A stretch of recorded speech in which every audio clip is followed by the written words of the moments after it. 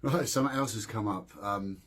How do the aircraft actually work? And it's based on a principle by Jacob Bernoulli, who was a Swiss mathematician.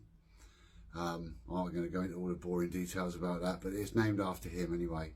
So effectively, I said that an aircraft will take off and land into the wind as much as it can, because it's not about the speed of the aircraft going relative to the ground, it's the speed of the aircraft and the air going across it.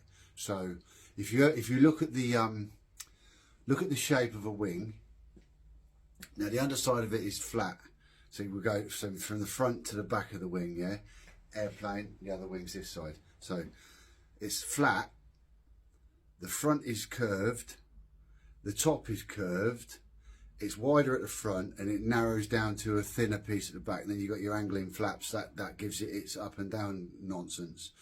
So what happens is the pockets of air that the wing is cutting through, they all want to stay together. This is all about the laws of physics in nature, where I remember the lightning and the electrical charges being separated, the positives and negatives, and they want to come back together because they don't like being apart. Same for air.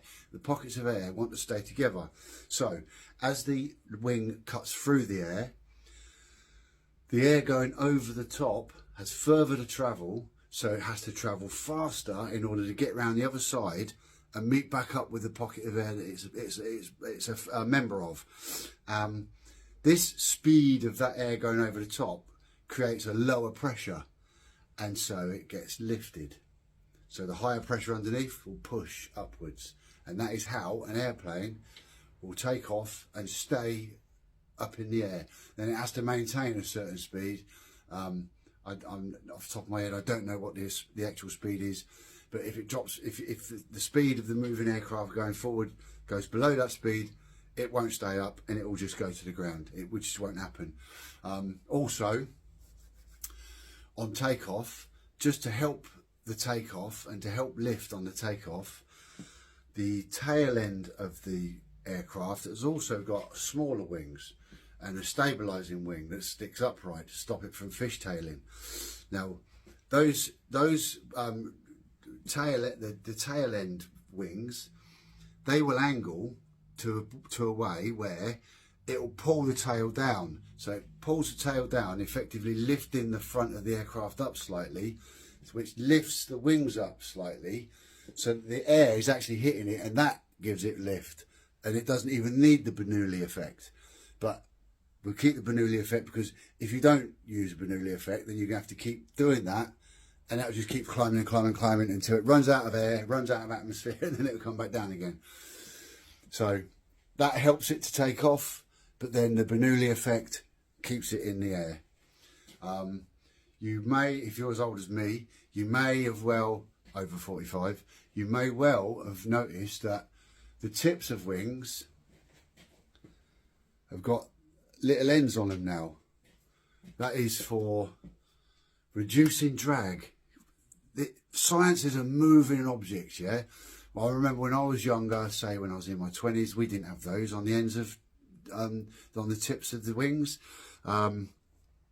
Now, what happens is the air has to move across horizontally as well, and and when it does that, it gets to the end of the wing, and you get a turbulent eddy. These eddies sit at the ends of the wings, okay?